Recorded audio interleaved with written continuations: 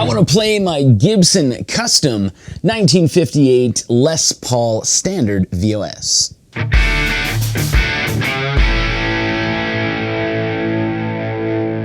We're going to find out if this is any good.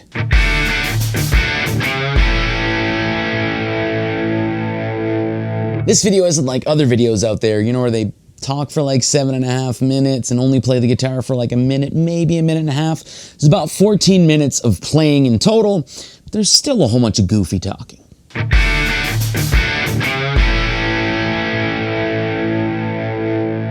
There's also going to be some comparisons with some other guitars.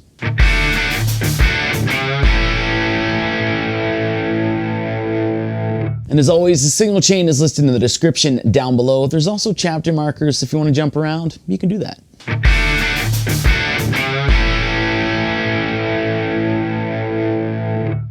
But enough talking, let's get after it.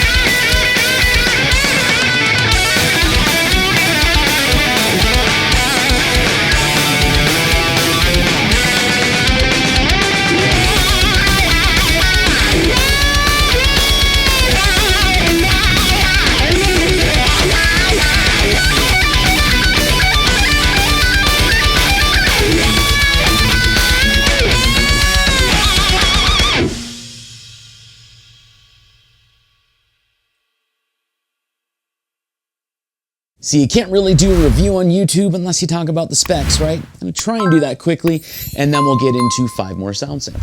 So starting off, we have a lightweight, non-weight relieved, single-piece mahogany body with a 2-piece carved maple top. The finish here is VOS finish, vintage original sheen. That means it's a little bit lighter than the high gloss on the Gibson USAs. We also have a single piece mahogany chunky C neck with a bound rosewood fretboard with the trapezoid inlays.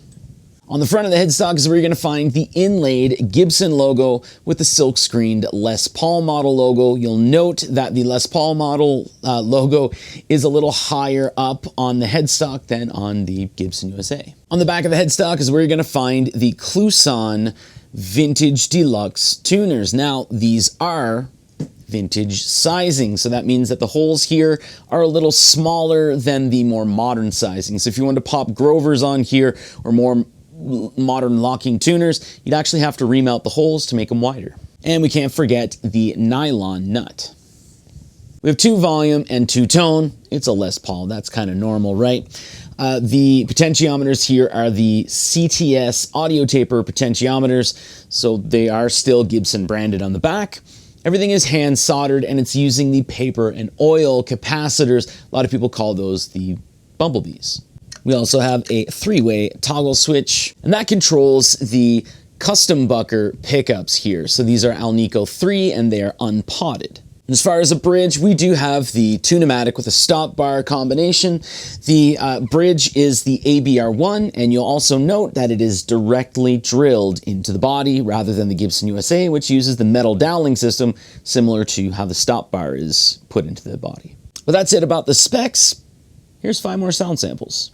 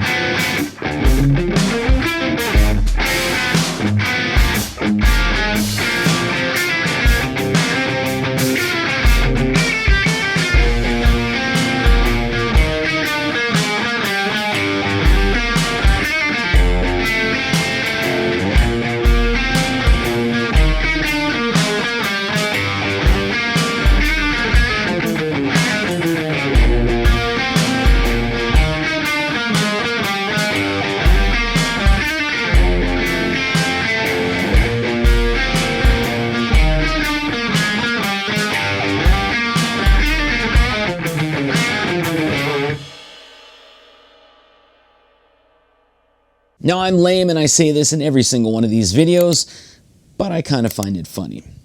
I'm doing the next part here to appease the internet, trying to prevent tears from forming themselves into comments. It is beneficial though, so I am going to play this in clean with all 3 pickup positions.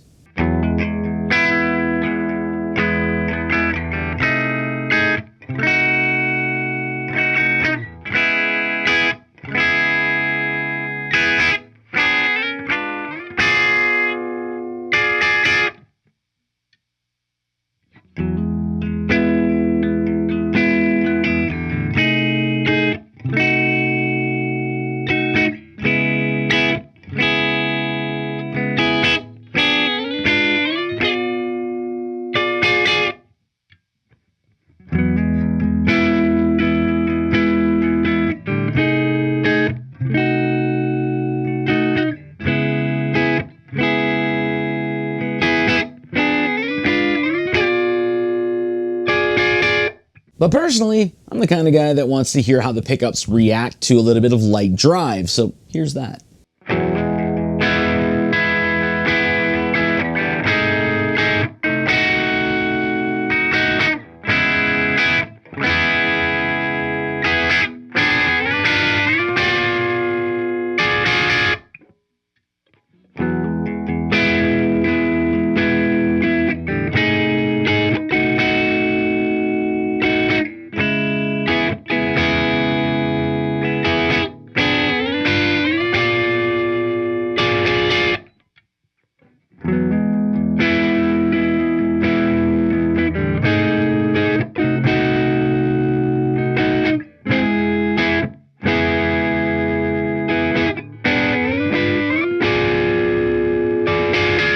Now, I did state earlier, we have 2 volume and 2 tone. They are the CTS audio taper potentiometers, and they are hand soldered with the Bumblebee capacitors to the paperware and oil. So let's go ahead and wiggle these around and you can kind of hear what they sound like.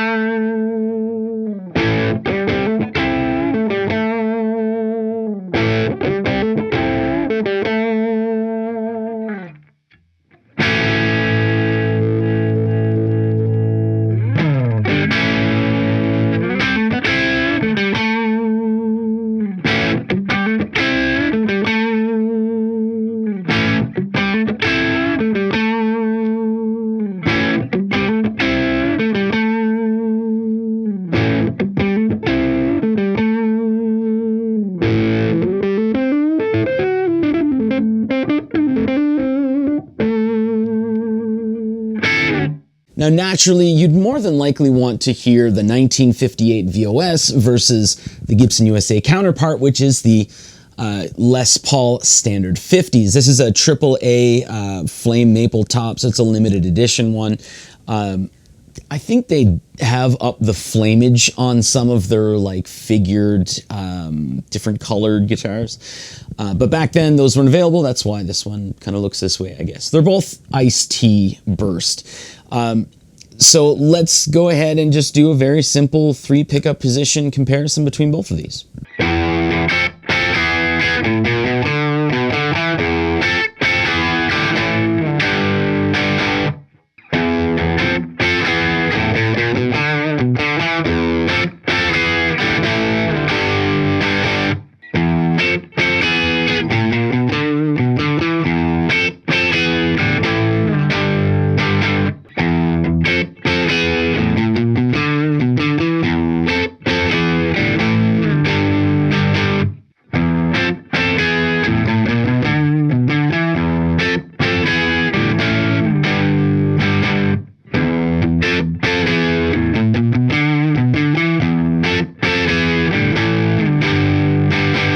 And then it's only natural to want to hear the 1958 VOS versus the 1957 VOS, right? Because after all, they're pretty much the same guitar. However, this has a different finish to it, and this here has a very different finish, and it's a little more open rather than the fact that this is a solid color. It does change acoustically the overall tone of the guitar by just a very little bit, but it is noticeable when playing both of them. So here's a very simple 3 pickup position comparison.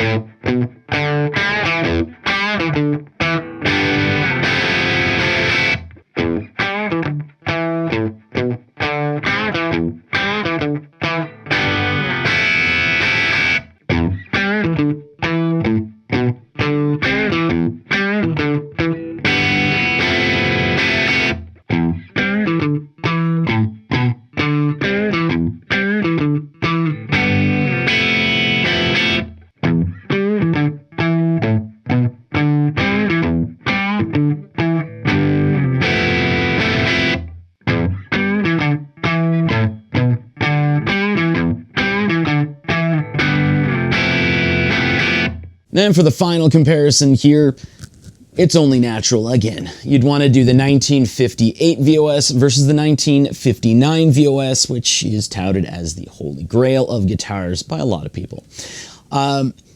Differences here would be, obviously this is a plain top on the 58, very highly figured flame top on the 59.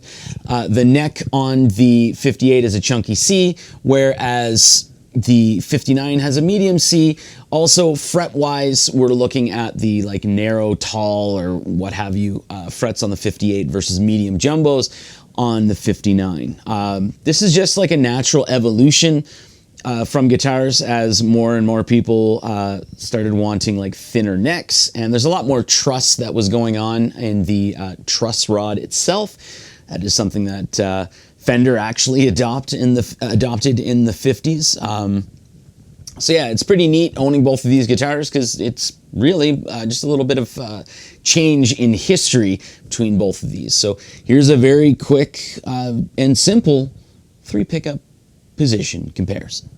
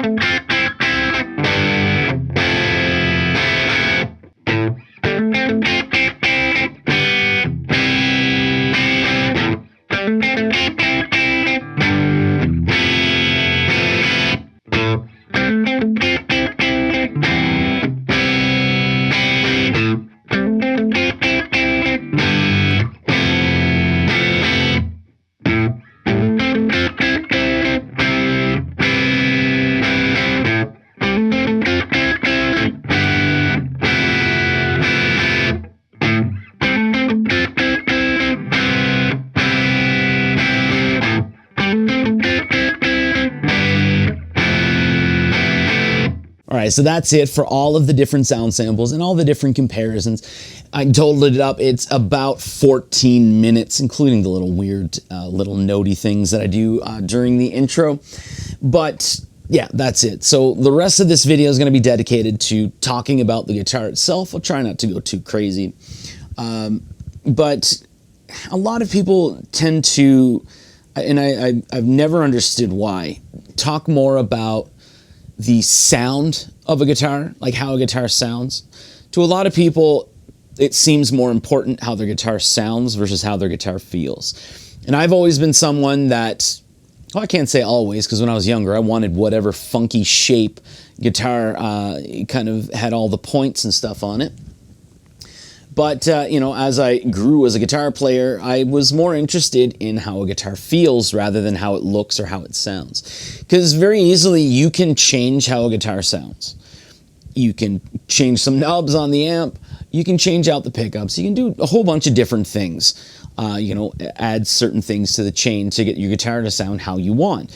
But when it comes to feel, outside of like a simple setup, which you should learn to do, it's really hard and rather expensive to change how a guitar feels. Much more so than changing how a guitar sounds. So let's talk about how the guitar feels.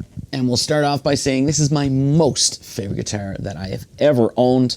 A lot of it has to do with the chunky C neck and the fact that, I mean, it's just an extremely comfortable guitar. Between the, because I own a 56, 57, 58, 59, 60, 61, so all of those years of Les Pauls, I don't know what it is about the 58, but it's just a little more open than the 57. Feeling like acoustically. Maybe it's just because it's not a solid color. It's just, you know, a stain on the open wood itself. So it just seems to breathe a little more than the 57. And as far as the neck itself, I'm someone who likes thicker necks. My 56 is the thickest that I own, but the 57, 58 have the beautiful chunky C neck, and that just seems to me to form around my hand a lot more naturally than the medium C. The medium C would be my second favorite neck profile, but I really do enjoy having that chunk in my hand as far as guitar necks go. And just like all of the VOS guitars I have, in comparison to like the Gibson USAs or absolutely any guitar that I've ever owned, I can't really narrow it down, but my thought here is the combination of the single piece mahogany body, the fact that the bridge is drilled directly into the wood rather than using that like metal doweling system that you screw into. The fact that the saddles here are nickel covered brass, and the fact that it uses hot hide glue. But this thing here, and all of the VOSs that I own, they tend to ring out as a single piece of wood, even though we're looking at 3 different species. So when I say that, I just tend to feel a little more vibration in my hands and in my body when I'm playing it. Also, if you compare these to the Gibson USA range, the VOS finish just seems to have a little more resonance without losing a lot of that presence, like the top end acoustically of a guitar. So what I've always noticed is with the high gloss, it's a very nicely balanced sounding guitar acoustically. So basically you get a little bit of resonance and you get a lot of the mid-range and upper mid-range. So you don't feel too much low like in your body when you're playing. But when you look at the satin nitro stuff, that is almost all resonance with only a little bit of like upper mid-range acoustically again, which is why I've always thought that they've used the maple neck to incorporate a little more snap in the playing, because that's something that you tend to feel with maple necks. And also like the combination of non-weight relieved and satin nitro, I've always found that a lot of people do like that because some people don't like the feel of the high gloss nitro. but as well, you feel a lot of that low end in your body when you're playing. But again, you're stripped of a lot of that upper mid range in comparison to a high gloss or VOS finish. The VOS finish, because it's a little lighter, you tend to get a lot more resonance without losing a lot of the presence of the high end in the playing, again, acoustically. We as guitar players have been nuts, and we're very nuanced people, and the slightest little thing can either set us off or send us into heaven. And this thing is a Les Paul, right? So we do have this cutaway here that makes access to the upper frets very easy. Some people have noted that it takes a little bit of time for them to kind of get used to it, because it's not like an SG where the neck is kind of an inch or two up forward to the body. But once you get used to things, I guess, it's just very, very natural playing and very easy to get up to the 22nd fret. And again, because this thing rings out as one solid piece of wood, at least to me it does, it's very, very, very comfortable for chording and strumming and just playing any type of rhythms along with leads. It just seems a little more pleasing to me because you just feel a lot more when you're playing. And some people, for some reason, I've always thought because these have plastic buttons, I guess, they do tend to be a little leery of the vintage deluxe tuners. The Clousons here are actually a premium tuner.